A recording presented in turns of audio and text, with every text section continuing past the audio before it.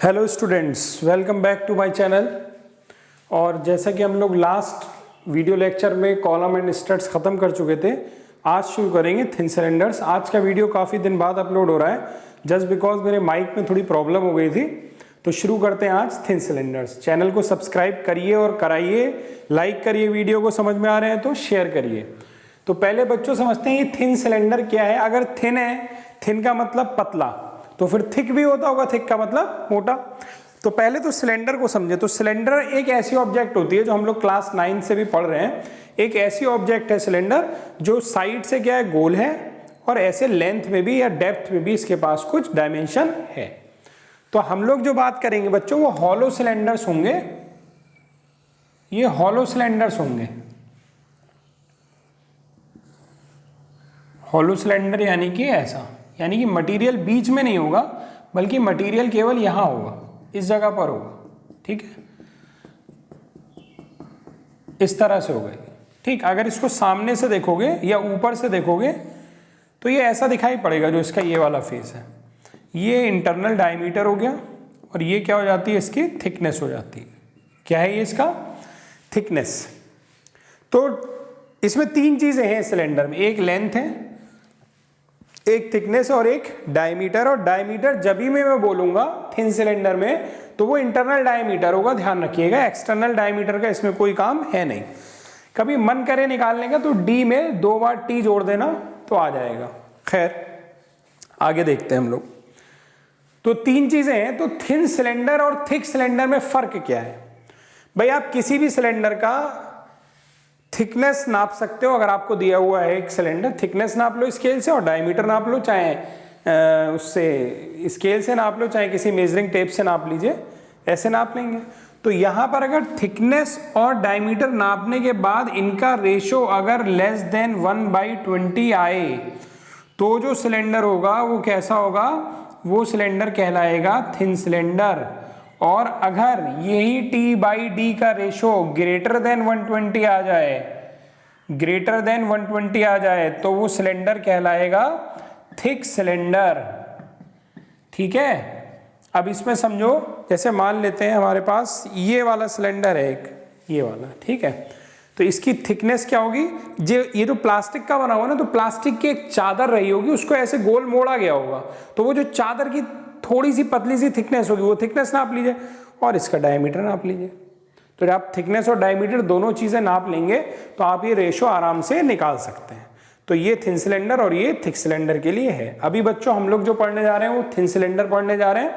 और ये जो हॉलो सिलेंडर ये हैं थिन वाले, इसका सबसे अच्छा एग्जाम्पल आपके घर में जो रसोई गैस में, जो रसोई में, जो किचन में आपके सिलेंडर यूज होता है LPG वाला, वो आपका इसका सबसे अच्छा एग्जाम्पल है थिन सिलेंडर का।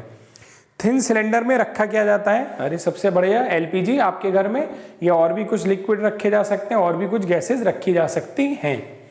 ये हॉलो होते हैं इसीलिए तो इनके अंदर रखा जा सकता है। लेकिन हॉलो का मतलब ये नहीं कि यहां से आपने कोई चीज डाली और यहां से निकल गई। भरने के एक एंड से ये क्लोज होता है, ठीक, या ये समझ लो भरने के बाद दोनों एंड से क्या कर दिया गया, पहले एक एंड से और फिर दूसरे एंड से क्या लगा दिया गया, एक कवर लगा दिया गया, ढक्कन लगा दिया गया, ताकि ये क्लोज हो जाए, ताकि इसके अंदर जो चीज भरी है वो भरी रहे। अब होता क्या है, जब आपने इसके अंदर कोई चीज भर दी है एकदम, जैसे हम लोग गुब्बारे में हवा भरते हैं ना, तो धीरे धीरे वो गुब्बारे में वो हवा चारों दीवारों पर चारों तरफ प्रेशर डालने लगती है। तो जैसे इसके अंदर कोई फ्लूइड प्रेशराइज करके आप भरोगे तो फ्लूइड तो पूरा इसमें भर गया, ये मैंने फ्लूइड भर दिया इसके अंदर। लेकिन होता क्या है, बिल्कुल एकदम फुली पैक्ड है ये। होता क्या है, जैसे गुब्बारे में हवा भरते हो तो चारों तरफ दीवारों पर प्रेशर लगाती है। इसी तरह दो दीवारें तो इस तरफ है, तो इन दीवारों पर प्रेशर लगेगा ऐसे, और ऊपर भी दीवार है तो ऊपर प्रेशर लगेगा ऐसे, नीचे भी दीवार है ऐसे लगेगा। इस डायग्राम में आपको ऐसे दिख रहा है। अगर आप थोड़ा सा सोचोगे तो जैसे ये मार्कर है मेरे पास एक, ये वाला, इसके अंदर अगर मैंने कुछ भर दिया है तो वो इस पर 2 तरह का प्रेशर लगाएगा। एक तो वो यहां से निकलने की सोचेगा या यहां से निकलने की सोचेगा, एकदम फुली पैक्ड भरा हुआ है, या वो ये जो व्हाइट वाला कवर है इसमें से ऐसे निकलने की कोशिश करेगा। तो ये वाला जो फोर्स या प्रेशर लग रहा है ये इसकी गोलाई में लग रहा है, और एक फोर्स या प्रेशर जो लग रहा है वो इसकी लंबाई में लग रहा है। तो वो जो गोलाई में प्रेशर लग रहा है, गोलाई में जो फोर्स लग रहा है, उसकी वजह से देखो फोर्स लग रहा है ना मटेरियल पर, तो मटेरियल क्या करेगा, स्ट्रेस डेवलप करेगा। यूनिट 1 में हम लोग ने पढ़ा था ना स्ट्रेस के बारे में, क्या कि अगर हम कोई फोर्स लगाएंगे किसी मटेरियल पर, ये सॉलिड है पूरा, तो मटेरियल के अंदर भी क्या डेवलप होगा, स्ट्रेसेस डेवलप होंगी। तो यही होगा जब वो अंदर वाला जो प्रेशर या फोर्स है वो ऐसे लगेगा, तो मटेरियल के अंदर, यानी मटेरियल ये जो गोल गोल मटेरियल है, इसके अंदर एक फोर्स जनरेट होगा, एक रेजिस्टेंस फोर्स जनरेट होगा जो कि स्ट्रेस क्रिएट करेगा। गोलाई में जो फोर्स डेवलप होगा, गोलाई में जो स्ट्रेस डेवलप होगी, उस स्ट्रेस को हम लोग बोलते हैं सरकमफ्रेंशियल स्ट्रेस, या इसका एक और नाम भी है हूप स्ट्रेस, और इसको हम लोग सिग्मा सी से दिखाते हैं। ये बच्चों कहां डेवलप हो रही है, ये जो इसका गोल वाला पार्ट है सिलेंडर का, इसके चारों तरफ डेवलप हो रही है, ऐसे हर जगह डेवलप हो रही है इस तरीके से। और दूसरी स्ट्रेस कौन सी है, जो इसके साइड में ऐसे डेवलप हो रही है, इसकी लेंथ के अलोंग डेवलप हो रही है। तो लेंथ के अलोंग जो डेवलप हो रही है वो जो स्ट्रेस है, अच्छा लेंथ के अलोंग स्ट्रेस कैसे डेवलप हो रही है, अरे भाई आप ऐसे देखो, लेंथ के अलोंग ऐसे फोर्स लगा रहे हो ना आप, ये फोर्स लगा रहा है ना वो जो फ्लूइड अंदर भरा हुआ है, एक तरीके से खींचने की कोशिश कर रहा है, तो अंदर की तरफ स्ट्रेसेस नहीं डेवलप होंगी, ऐसे होंगी ना, लेकिन इसमें ऐसे डेवलप नहीं होंगी, बीच में तो ये हॉलो है ना, तो बीच में तो स्ट्रेस आएगी नहीं। स्ट्रेस कहां आती है ये भी समझ लो, स्ट्रेस हमेशा मटेरियल में आती है। अगर हॉलो है ना वो, तो जो स्ट्रेस आएगी वो बीच में कहीं नहीं आ सकती है, वो कहां आएगी, वो केवल मटेरियल में आएगी। वो कैसे आएगी अभी मैं बताता हूं आपको, वो कैसे आएगी उसको भी देखते हैं जरा। देखो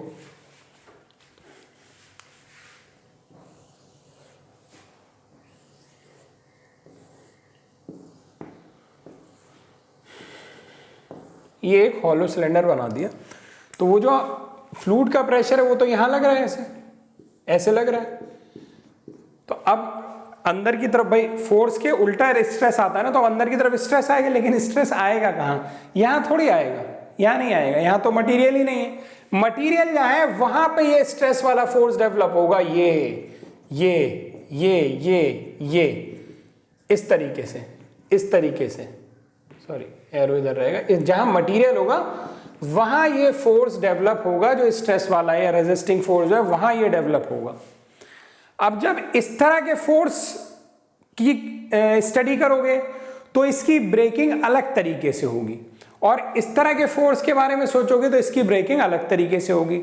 जब इस तरह का होगा तो सोचो जैसे इस मार्कर के अंदर एक फ्लूइड भरा हुआ है, वो ऐसे प्रेशर लगा रहा है हर जगह, मतलब इस पूरे में हर जगह ऐसे प्रेशर लगा रहा है और बिल्कुल बराबर से लगा रहा है, तो क्या होगा सोचो, अगर ये टूटेगा तो दो इक्वल पार्ट में ऐसे स्प्लिट कर जाएगा। उसका डायग्राम मैं अभी बनाता हूं तुम लोगों को अच्छे से दिखाने के लिए। देखिए कैसा डायग्राम होगा उसका।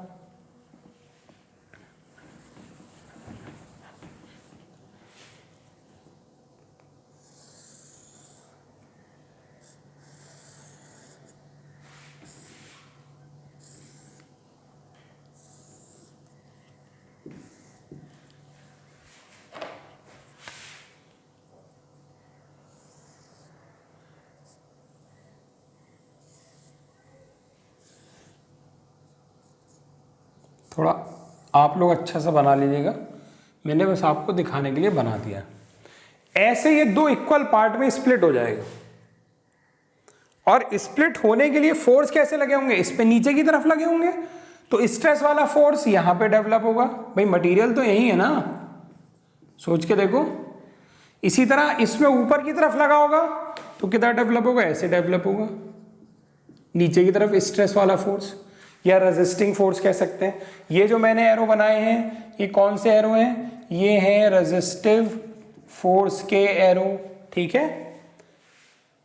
और ये कब ऐसे स्प्लिट हुआ है बच्चों, जब अंदर कहीं पर भी गोलाई में जो फोर्स है ना वो ऐसे लग रहा है, जो फ्लूइड का प्रेशर है ना वो ऐसे लग रहा है, हर जगह लग रहा है, तो इसको दो इक्वल पार्ट में ऐसे ब्रेक कर देगा।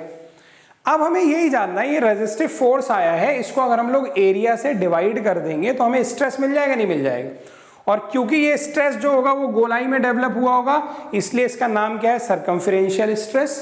अब ये निकाल लेते हैं हम लोग। तो किसी भी स्ट्रेस का बच्चों फॉर्मूला क्या होता है, फॉर्मूला होता है फोर्स अपॉन एरिया। ठीक, जरा डायग्राम थोड़ा और अच्छे से बनाता हूं। चलिए बच्चों देखते हैं, ये नीचे वाला हाफ मैंने यहां पर बना लिया है, ऊपर वाला नहीं बना है, नीचे वाला बना लिया है ऐसे। तो नीचे वाले में एक तो यहाँ पर फोर्स डेवलप हो रहे होंगे, एक यहाँ डेवलप हो रहे होंगे। जब दो इक्वल पार्ट में स्प्लिट हो गया तो कैसा होगा, ऐसे गोल होगा, और इधर लंबाई में ऊपर पतली सी थिकनेस होगी कि नहीं होगी, तो वो थिकनेस हमने बना रखी है, लेंथ बना रखी है। चलिए देखते हैं। तो यहाँ पर जो स्ट्रेस डेवलप होगी वो स्ट्रेस होगी फोर्स अपॉन एरिया।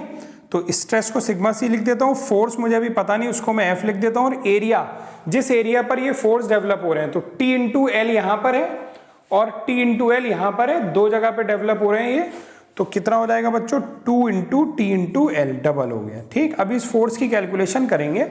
ये फोर्स रेजिस्टिव वाला फोर्स है। अगर आपको ध्यान हो तो हम लोग जानते हैं कि जब हम ऐसे फोर्स लगाते हैं और जो अंदर की तरफ रेजिस्टिव फोर्स डेवलप होता है, ये दोनों बराबर होते हैं। जब हम सिग्मा का फॉर्मूला लगाते हैं ना, पी अपॉन ए या फोर्स अपॉन एरिया लगाते हैं, तो चाहे ये फोर्स लो चाहे ये फोर्स लो, बराबर ही होते हैं। तो क्यों ना हम अप्लाइड फोर्स के बारे में पता लगाएं कि अप्लाइड फोर्स कितना होगा। तो बच्चों हुआ क्या होगा, एक सिलेंडर इमेजिन करिए ऐसे, और उसके अंदर पानी भरा है या कोई भी फ्लूइड भरा हुआ है, एकदम लबालब भरा हुआ है, फुली पैक्ड।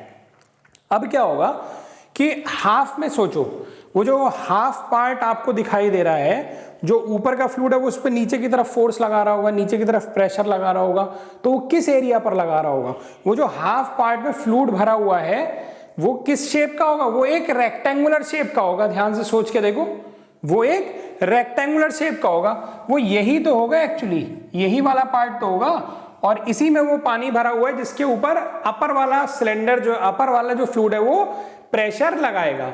तो ये एरिया आपके पास कितना है जिस पर वो प्रेशर लगाएगा, इसको बहुत ध्यान से देखो, ये D है और ये L है, तो ये कितना हो गया, D इंटू एल। कितना हो गया, D इंटू एल, ये वाला एरिया हो गया। और इस पर वो प्रेशर लगा रहा है, ये प्रेशर P लिख दिया मैंने, हर जगह लगा रहा होगा। तो बच्चों हम लोग एक बात और जानते हैं कि प्रेशर जो होता है, प्रेशर का फॉर्मूला क्या होता है बच्चों, प्रेशर का फॉर्मूला होता है फोर्स अपॉन एरिया। तो प्रेशर को P लिख देता हूं, फोर्स को F लिख देता हूं, एरिया कितना हो गया जिस पर ये लग रहा था, ये हो गया D इंटू एल। तो यहां से जो फोर्स, ये जो प्रेशराइज्ड फ्लूइड है, ये जो प्रेशर लगा रहा है, तो प्रेशर और फोर्स डिफरेंट चीजें होती हैं। जो प्रेशर लगा रहा है वो तो ऐसे निकल गया, force upon D into L. तो फोर्स कितना इसने लगाया, तो फोर्स कितना हो गया, फोर्स हो गया P into D into L, जहां P जो है वो फ्लूइड का इंटरनल प्रेशर है। जैसे आप गैस गुब्बारे में हवा भरते हो तो वो जो हवा दीवारों पर प्रेशर लगा रही है वो इंटरनल प्रेशर है। तो ये वो फोर्स हुआ जो इस पर लग रहा है, और इसी के बराबर यहां पर ये रेजिस्टिव फोर्स डेवलप हुआ होगा। तो यहां पर ये जो फोर्स होगा ये इसी के तो बराबर होगा बच्चों। तो यहां पर इसको पुट कर देते तो सिग्मा सी बराबर क्या हो गया, P into D into L upon 2 into T into L, L से एल कैंसिल हो गया। तो सिग्मा सी की वैल्यू कितनी आ गई बच्चों, PD अपॉन, या ऊपर लिख देता हूं शायद दिख नहीं रहा होगा तुमको, तो PD अपॉन 2T बच गया, यहां से सिग्मा सी की वैल्यू आ गई PD अपॉन 2T, जहां पर P क्या है, internal pressure, D internal diameter, और T जो है वो थिकनेस है। तो ये बड़ा इंपॉर्टेंट फॉर्मूला है, एग्जाम में फॉर्मूला प्रूफ करने को नहीं आएगा, लेकिन एग्जाम में डायरेक्ट ये फॉर्मूला याद होना चाहिए आपको न्यूमेरिकल पॉइंट ऑफ व्यू से। चलिए बच्चों आगे देखते हैं अब लॉन्गिट्यूडनल स्ट्रेस। तो जो इसके अंदर फ्लूइड भरा है वो ऐसे भी प्रेशर लगा रहा होगा, और जब ऐसे प्रेशर लगा रहा होगा, ये हॉलो तो है लेकिन फ्लूइड भरने के बाद यहाँ पर एक कवरिंग लगा दी गई है, ये ध्यान रखिएगा। और इसकी जो थिकनेस होती है ना बच्चों, ये थिकनेस बहुत कम होती है, ये ध्यान रखिएगा आप लोग, इसीलिए तो थिन सिलेंडर हो जाते हैं, T/D का रेशियो लेस होता है। चलिए देखते हैं, नहीं ऐसा कोई जरूरी नहीं बहुत कम हो, आई मीन टू से T/D का रेशियो जो होता है वो 1/20 से लेस होता है। चलिए देखते हैं जरा आगे। तो अगर ऐसे फ्लूइड का प्रेशर लग रहा है या ऐसे फ्लूइड का फोर्स लग रहा है, तो वो इसको किस तरह से ब्रेक करेगा, वो इसको दो इक्वल पार्ट में ऐसे ब्रेक कर देगा। एक ये पार्ट हो जाएगा हमारे पास, और एक बच्चों ये वाला पार्ट हो जाएगा, दो इक्वल पार्ट हो जाएंगे, क्या कहते हैं, इस तरह के दो इक्वल पार्ट हो जाएंगे हमारे पास। ठीक, अब इसको समझे जरा। अगर मैं इसकी बात करूं तो कितना प्रेशर लगा, तो प्रेशर का फॉर्मूला क्या होता है बच्चों, फोर्स अपॉन एरिया। तो प्रेशर मान लेता हूं P लगा था, तो किस एरिया पे लगा वो, अब ये तो पूरी कवरिंग है ना, वो तो देखो यहां से बंद कर दिया गया, यही पार्ट तो हॉलो था, ये जो डी डायमीटर वाला पार्ट था यही तो हॉलो था, इसको कवर कर दिया गया। तो ये कितने एरिया पे लग रहा है, पाई आर स्क्वायर पे। तो कितने एरिया पे लग रहा है ये, P is equal to force upon area. Area कितना, पाई आर स्क्वायर, आर यानी d/2 का होल स्क्वायर। तो यहां से जो फोर्स ये अप्लाई कर रहा है, प्रेशर तो कर रहा है, तो फोर्स कितना अप्लाई कर रहा है, तो फोर्स ये जो अप्लाई कर रहा है वो कर रहा है P इंटू पाई d²/4, ये फोर्स अप्लाई कर रहा है। तो इसके अगेंस्ट जो रेजिस्टिव फोर्स डेवलप हुआ होगा वो कितना डेवलप हुआ होगा, वो हमें पता करना है, यहां नहीं, मटेरियल में डेवलप हुआ होगा। तो जब ये टूटा होगा तो भाई यहां की अगर मैं बात करूं तो कितना फोर्स डेवलप हुआ होगा यहां पर, अगर ऐसे मैं बात करूं तो कितना फोर्स डेवलप हुआ होगा, यही तो है। अरे भाई जब ये टूटेगा तो यहां मटेरियल आएगा ना, आएगा नहीं, ऐसे आएगा, तो यहां डेवलप होगा। तो ये कितना फोर्स डेवलप होगा, यही तो रेजिस्टिव फोर्स है हमारा। तो पहले तो देखो ये कितने एरिया पे डेवलप हुआ है, तो मैं वो पता करना होगा। तो ये एरिया दिखने में कैसा होगा बच्चों, सामने से देखोगे तो ये एरिया ऐसा है, और इसका जो ये डायमीटर कितना है, d है, और ये थिकनेस कितनी है बच्चों, ये t है। ये कितनी है, t है। बहुत ध्यान से देखना, बड़ा थोड़ा अजीब सा है इसको। अब यहाँ पे जो रेजिस्टिव फोर्स है उसको हमें मालूम नहीं कितना है, लेकिन उस रेजिस्टिव फोर्स की वजह से जो स्ट्रेस आई है, क्योंकि ये लॉन्गिट्यूडनल डायरेक्शन में आई है, लेंथ के डायरेक्शन में आई है, इसलिए इसको लिखते हैं सिग्मा एल, और ये हो जाएगा रेजिस्टिव फोर्स अपॉन एरिया। ठीक है बच्चों। अब एरिया कौन सा, ये वाला एरिया जिस पर ये फोर्स डेवलप हुआ है, जिस पर ये स्ट्रेस डेवलप हुई है, तो इस एरिया पे डेवलप हुई है, इसका एरिया निकालना है। थोड़ा सोचो, इसकी लेंथ कितनी है, अगर हम लोग देखें तो ये लेंथ कितनी है, ये लेंथ है 2 पाई आर। सर्किल की सर्कमफेरेंस कितनी होती है, 2 पाई आर, और इसकी चौड़ाई कितनी है, टी, तो 2 पाई आर इंटू टी इसका एरिया हो गया ये वाला। फिर नहीं समझ में आया, फिर से देखो क्या, एक और तरीका देखो, इसको यहां से काट दो, पूरा ऐसे काट दो और बिल्कुल सीधा कर दो। तो जब काट के सीधा कर दोगे तो इसका शेप हो जाएगा ये, सोच के देखो ऐसे, तो ये तो टी हो जाएगा और ये पूरी लेंथ हो जाएगी। कौन सी वाली लेंथ होगी भाई, इसी गोलाई को तो तुमने खींच के सीधा किया होगा, तो ये गोलाई टोटल कितनी है, ये है 2 पाई आर। तो 2 पाई आर इंटू टी क्या हो गया, इसका एरिया हो गया, ये एरिया हो गया। तो यहां से अगर मैं बात करूं सिग्मा एल की, तो sigma L is equal to हो गया रेजिस्टिव वाला फोर्स। ये जो फोर्स है ना, ये रेजिस्टिव फोर्स है, यहां मैं स्मॉल आर बना दे रहा हूं, यहां पे भी एक मैं आर बना दे रहा हूं, ये रेजिस्टिव वाला फोर्स है जो ये डेवलप हुआ, ये वाले एरो। और ये कौन सा था, ये अप्लाइड फोर्स था। ठीक है, तो अपॉन एरिया, तो सिग्मा एल यानी लॉन्गिट्यूडनल स्ट्रेस बराबर कितना हो गया, रेजिस्टिव फोर्स। अब रेजिस्टिव फोर्स डेवलप तो उतना ही होता है जितना हम अप्लाई किए होते हैं। तो हमने अप्लाई कितना किया था, वो ये था P इंटू पाई d²/4, तो दोनों बराबर है, तो यहां पुट कर देता हूं पाई d²/4 अपॉन एरिया कितना है बच्चों, 2 pi r into t, 2 pi r into t. तो यहां से सिग्मा एल बराबर कितना हो जाएगा, P into pi d²/4 upon, देखो 2r क्या हो गया, डायमीटर, भाई रेडियस को अगर डबल कर दोगे तो डायमीटर होगा, तो ये हो गया पाई डी टी। तो पाई से पाई कैंसिल हुआ, डी से एक डी कैंसिल हुआ, तो सिग्मा एल की वैल्यू कितनी आ गई, P d अपॉन 4t। तो बच्चों ये हो गई हमारी लॉन्गिट्यूडनल स्ट्रेस। तो दो तरह की स्ट्रेस डेवलप हुई इसमें, एक अलोंग द लेंथ डेवलप हुई, वो लॉन्गिट्यूडनल स्ट्रेस हो गई, एक अलोंग द सर्कमफेरेंस डेवलप हुई, वो सर्कमफ्रेंशियल स्ट्रेस हो गई। और सर्कमफ्रेंशियल स्ट्रेस का अगर फॉर्मूला हम देखें तो वो क्या निकाला था, PD अपॉन 2T। जरा ध्यान से देखो कौन इसमें बड़ा है कौन छोटा है। तो यहाँ पे PD/T को 4 से डिवाइड कर रहे हैं, यहाँ PD/2T को 2 से डिवाइड कर रहे हैं, तो सिग्मा C बड़ा हुआ, सिग्मा C जो है वो सिग्मा L से बड़ा है। और बहुत ध्यान से अगर देखोगे तो सिग्मा C जो है वो 2 टाइम्स ऑफ सिग्मा L है। तो ये बड़े इंपॉर्टेंट फॉर्मूले हम लोग ने यहां पर डेवलप कर लिए, जल्दी से नोट कर लीजिए इसको। चलिए आगे देखते हैं। तो हम लोग ने दो तरह की स्ट्रेस देख ली, एक का डायरेक्शन सिग्मा एल का ये और एक सिग्मा सी का ये। बहुत ध्यान से देखो, दोनों एक दूसरे के परपेंडिकुलर है, यहाँ सिग्मा एल है और यहाँ पर सिग्मा सी है। अगर तुम लोगों को याद हो तो हम लोग ने यूनिट 1 में पढ़ा था प्रिंसिपल स्ट्रेसेस के बारे में। तो अगर दो परपेंडिकुलर स्ट्रेस होती थी, ये सिग्मा एल और इधर सिग्मा एल और इधर सिग्मा सी और इधर सिग्मा सी, अगर ऐसे दो परपेंडिकुलर स्ट्रेसेस होती थी, ये डबल इसलिए क्योंकि अब मैंने ऊपर वाला पार्ट भी बना रखा है, ठीक है। दो परपेंडिकुलर स्ट्रेसेस होती थी तो इसमें एक शियर स्ट्रेस डेवलप होती थी जिसकी मैक्सिमम वैल्यू जो होती थी वो दोनों परपेंडिकुलर स्ट्रेसेस के डिफरेंस बाई 2 के बराबर होती थी।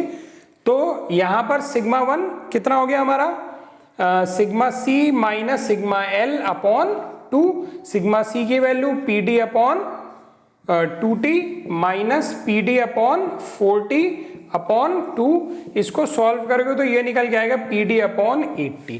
तो यानी कि जो मैक्सिमम शियर स्ट्रेस डेवलप होती है, इस तरह के फोर्सेस जब किसी थिन सिलेंडर में डेवलप हो तो उसके अंदर 3 स्ट्रेसेस डेवलप हो गई। पहली circumferential P d upon 2t, उसके बाद आपका longitudinal P d upon 4t और एक maximum shear stress P d upon 80। Direct numerical मिलेंगे इनके ऊपर, ध्यान रखिएगा आप लोग, ठीक। एक बात का ध्यान रखिएगा, ये जो 3 है ना आपके पास है सिग्मा सी, सिग्मा एल और टाउ मैक्स, इनकी वैल्यू जो है वो P D by 2t, P D by 4t और पी डी बाई 80 है। इसमें सबसे बड़ा ये है। तो अगर आपके न्यूमेरिकल्स में मैक्सिमम स्ट्रेस या परमिसिबल स्ट्रेस, परमिसिबल का मतलब भी मैक्सिमम, या परमिसिबल स्ट्रेस की बात करें तो इसका मतलब उसने सिग्मा सी दे रखा है, क्योंकि इस केस में जो स्ट्रेस डेवलप होते हैं उसमें मैक्सिमम यही होता है। तो ये आप लोग ध्यान रखिएगा, ठीक है। चलिए आगे देखते हैं जरा। आगे हमारे पास है joints in thin cylinders. Actually ऐसा होता है कि जो बड़े बड़े सिलेंडर होते हैं वो बिल्कुल सीमलेस नहीं होते। सीमलेस का मतलब बिना किसी जोड़ के वो बने हो। आप अपने घर की छोटी सी एक लोहे वाली जो बकेट होती है, बाल्टी होती है, उसको भी देखोगे तो उसमें लोहे की एक चादर को ऐसे सर्किल में मोड़ दिया जाता है और इस जगह पर या तो वेल्डिंग कर देंगे तो ये भी एक जॉइंट हो गया, या वो छोटे छोटे छेद करके उसमें रिवेट ठोक देंगे, उसको रिवेटेड जॉइंट बोलते हैं। तो मतलब जोड़ पड़ेगा, सीमलेस नहीं होगा। सीमलेस मतलब जोड़ नहीं है। तो बड़े पाइप जो होंगे उसमें ऐसे जोड़ भी पड़ा होगा। तो अभी हम लोगों ने जो बात करी थी वो सीमलेस परफेक्ट की बात करी थी एकदम, और उसमें पी डी बाई 2t और पी डी बाई 4t निकाला था। और ये स्ट्रेस थी। स्ट्रेस का जनरल फॉर्मूला क्या होता है, फोर्स अपॉन एरिया। अगर नीचे का एरिया कम कर दें तो ये जो पूरी क्वांटिटी होगी फोर्स अपॉन एरिया वाली, भाई सिग्मा बराबर क्या है, P अपॉन ए। अगर नीचे का एरिया थोड़ा कम कर देंगे तो ये पूरी क्वांटिटी क्या हो जाएगी, बड़ी हो जाएगी, यानी स्ट्रेस जो होगा वो बढ़ जाएगा। तो जब आप ज्वाइंट लगाते हो ना, वो चादर आप लेके आए, आपने ऐसे मोड़ा, तो जब आप उसमें रिवेट ठोकोगे तो पहले छेद करोगे ना, तब तो ठोकोगे। कील समझ लो, कील ठोक के उसे ज्वाइन करना है तो पहले उसमें छेद करोगे तब तो ठोकोगे। तो जब छेद करोगे तो थोड़ा मटेरियल रिमूव होगा, और जब मटेरियल रिमूव होगा इसका मतलब थोड़ा सा एरिया कम हो जाएगा, और एरिया अगर कम हो जाएगा तो अब स्ट्रेस जो होगी पहले से ज्यादा हो जाएगी, यानी अब वो पी डी बाई 2t नहीं होगी, पी डी बाई 2t से ज्यादा हो जाएगी, या अब वो पी डी बाई 4t नहीं होगी बल्कि पी डी बाई 4t से ज्यादा हो जाएगी। तो यही हमें लोगों को आगे डिस्कस करना है। चलो देखते हैं भाई। एक बात तो ये हुई थी कि ये पाइप ऐसे टूट गया था, तो मैं क्या करूं, यहां पे मजबूती देने के लिए इस लाइन में क्या करूंगा, ज्वाइंट लगा दूंगा। ये मैंने ज्वाइंट लगा दिए, अब नहीं टूटेगा ये जल्दी यहां से, ठीक है ना। तो लेकिन अभी मैंने बताया ना, अब स्ट्रेस बदल जाएगी। तो पहले स्ट्रेस बच्चों कितनी होती थी, पहले स्ट्रेस सर्कमफ्रेंशियल वाली होती थी पी डी बाई 2t। अब ये थोड़ी बढ़ जाएगी। बढ़ेगी कब बढ़ेगी, जब यहां पर इस फॉर्मूले में थोड़ा सा चेंज होगा। तो वो थोड़ा सा चेंज देखो क्या होगा, ना तो हम P में चेंज कर रहे हैं, ना D में, ना 2 में, ना T में। हम लोग एक एक्स्ट्रा फैक्टर यहां पर लेके आ रहे हैं, ईटा L। ईटा L क्या है, ईटा L है एफिशिएंसी ऑफ लॉन्गिट्यूडिनल ज्वाइंट। देखो सिग्मा सी में लॉन्गिट्यूडनल ज्वाइंट आए, क्योंकि ऐसे जब ये टूटेगा तो ज्वाइंट हमें ऐसे लगाने होंगे, और ये लेंथ क्या है लॉन्ग लगे, इसलिए इनको लॉन्गिट्यूडनल ज्वाइंट बोलते हैं। यानी लॉन्गिट्यूडनल ज्वाइंट का काम किसके फॉर्मूले में आएगा, सिग्मा सी वाले फॉर्मूले में आएगा। तो PD/2T इंटू 1/η L। जब ये ज्वाइंट परफेक्ट होंगे तो एफिशिएंसी हो जाएगी 100%, यानी η L की वैल्यू हो जाएगी 1, और तब हमारा फॉर्मूला वही आ जाएगा। यानी ये क्वांटिटी जो होगी, अगर यहाँ ज्वाइंट लगे हैं तो ये क्वांटिटी हमेशा 1 से छोटी होगी, 0 और 1 के बीच में होगी। η L कहाँ से कहाँ तक होगा, 0 से 1 के बीच में होगा। जैसे 0.5 ले लिया, तुम जैसे ही 0.5 रखोगे ये पूरी वैल्यू बढ़ जाएगी, मैंने कहा था ना स्ट्रेस बढ़ जाएगा। तो ये आपके क्वेश्चंस में दिया रहेगा कि लॉन्गिट्यूडनल ज्वाइंट की एफिशिएंसी इतनी है, तो वो रख देंगे तो नई स्ट्रेस आ जाएगी। इसी तरीके से अगर ये वाला पाइप जो है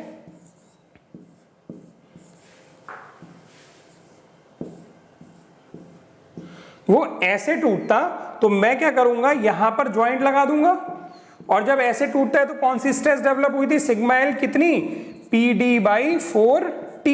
लेकिन अब ज्वाइंट लग गए यानी ये स्ट्रेस बदल जाएगी। और ये कैसे ज्वाइंट है बच्चों, ये सर्कमफेरेंस के अलोंग लगे हैं, यानी कि ये ज्वाइंट हमारे कैसे हैं, ये ज्वाइंट है हमारे सर्कमफ्रेंशियल ज्वाइंट। तो इसको मल्टीप्लाई कर देंगे 1/η से, और यहाँ भी जो सर्कमफ्रेंशियल ज्वाइंट की एफिशिएंसी है वो 0 से 1 के बीच में होगी। 1 अगर हो गई तो फिर यही हो जाएगा PD/4T हमारा। समझ में आया। ज्वाइंट के केस में क्या करना है हम लोगों को, फॉर्मूलों में थोड़ा सा चेंज। और क्यों करना है, अरे इसलिए करना है क्योंकि अब स्ट्रेस इतना रहेगा ही नहीं, यानी एक फैक्टर कोई लाना पड़ेगा जो इसको बढ़ा दे। तो मैंने एक फैक्टर से डिवाइड कर दिया और उसको एक नाम दे दिया, क्या, एफिशिएंसी ऑफ लॉन्गिट्यूडनल ज्वाइंट, जिसकी वैल्यू 0 से 1 के बीच में होगी। सपोज 0.1, 0.2, 0.3 इस तरीके से होगी सपोज। तो जैसे आप यहां रखोगे स्ट्रेस की वैल्यू बढ़ जाएगी। चलिए इस वीडियो लेक्चर में हम लोग इतना ही रखेंगे, और अगले वीडियो लेक्चर में इसके न्यूमेरिकल डिस्कस करेंगे। समझ में आया होगा, शेयर करिए, लाइक करिए, चैनल को सब्सक्राइब करिए और कराइए। Thank you.